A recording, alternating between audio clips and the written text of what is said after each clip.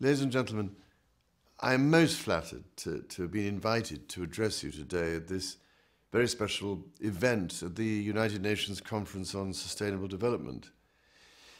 Now, I'm afraid it has proved impossible for me to do so in person, but by being with you in this virtual manner, at least I'm able to say what I feel needs saying in a low-carbon way.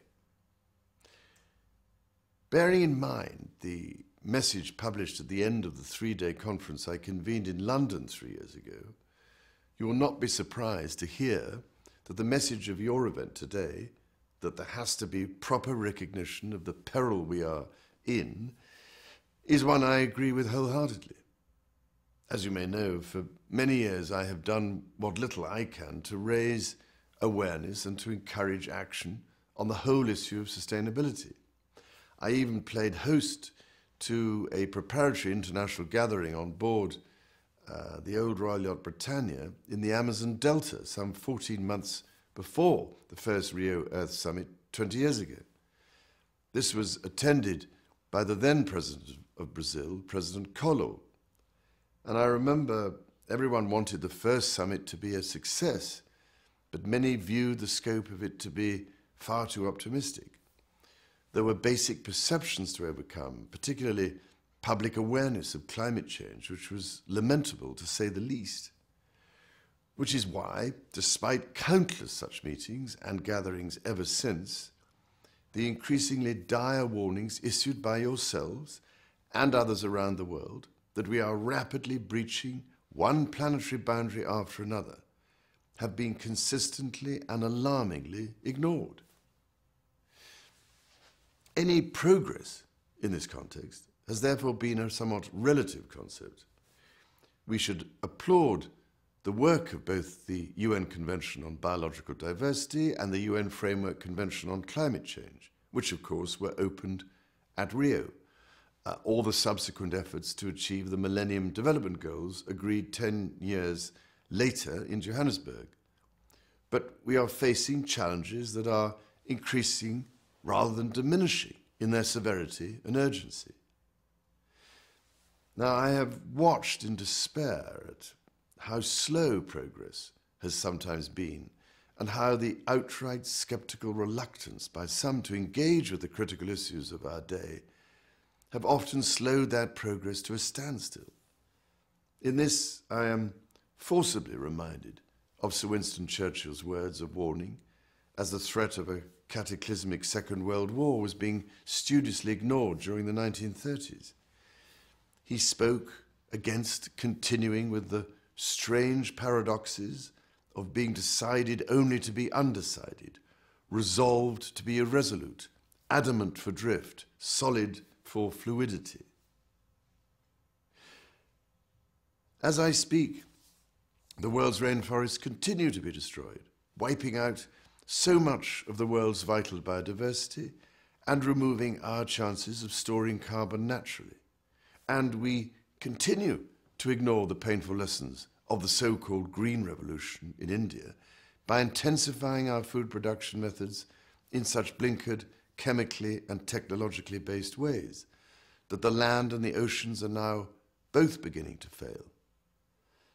Tragically, we cannot even plead ignorance of the consequences of our actions, for the scientific evidence is overwhelming and the impacts are well understood. There is widespread consensus within each discipline, which, when put together with all the rest, forms a powerful, aggregated picture that we can ill afford to ignore. Not least that we are heading for a significant rise in global temperatures that could very easily exceed 3 degrees above the level it was before industrialization, and may well even go higher to 4 degrees, which would be absolutely catastrophic to life on this planet.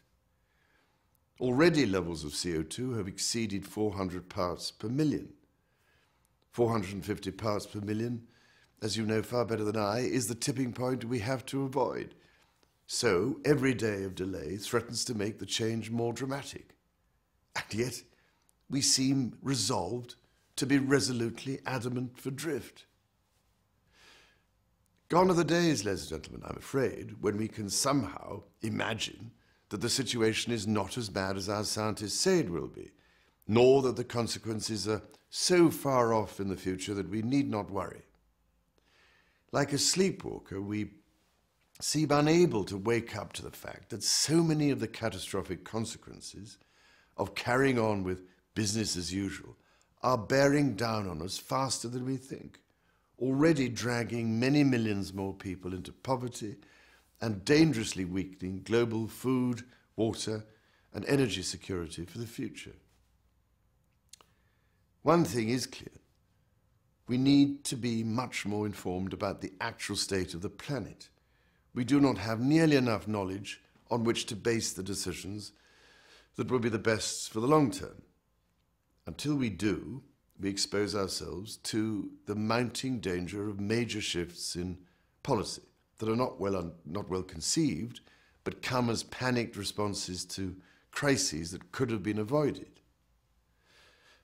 With that in mind, in March this year, I hosted a meeting of the major resource assessment programs brought together by my International Sustainability Unit, or ISU for short. The purpose was to see if a more coherent, integrated approach might be possible, whereby the data that is currently collected separately on energy, water, biodiversity, forestry and soil is brought together and analysed as a whole. If this could happen, at least then we would know what the state of the planet actually is, and then plan accordingly. The problems we are facing are systemic, and therefore, to address them, we need a set of integrated solutions based upon a comprehensive assessment, rather than a piecemeal picture and policy that often seem at cross purposes. A gleam of hope in these difficult times is that when science does form the basis of policy, the results can be encouraging.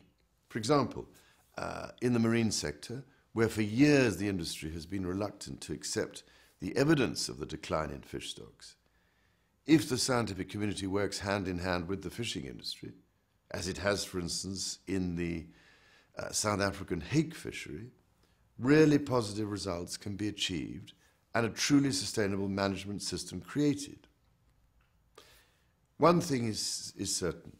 At the moment, there is a dangerous, fundamental disconnection between scientists, the public, and the private sector. It is dangerous because it blocks so much progress on the ground, partly due to the fact that too few people believe, or are discouraged from believing, what the best of our science is telling us, and partly because they do not relate that troubling global picture to their own isolated situation and behavior. Which is why I cannot stress enough that any action from now on must have as its ultimate aim the goal of integrated thinking.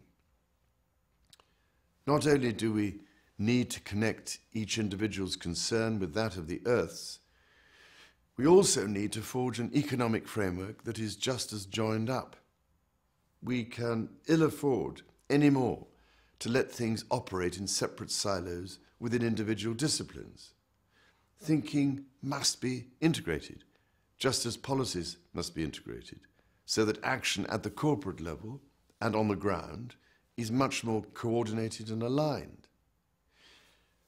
It is to this end that my ISU has been working to encourage countries to undertake economic reviews of food security within the context of energy and water security, so that the full economic, social, and environmental impact of these sector policies, when taken together, can be understood and fully grasped.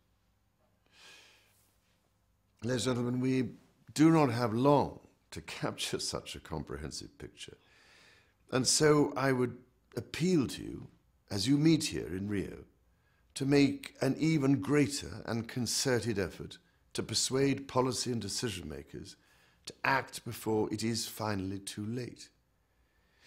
It is perhaps a trait of human nature to act only when the worst happens, but that is not a trait we can afford to rely on here. Once the worst does happen, I'm afraid that this time around it will be too late to act at all.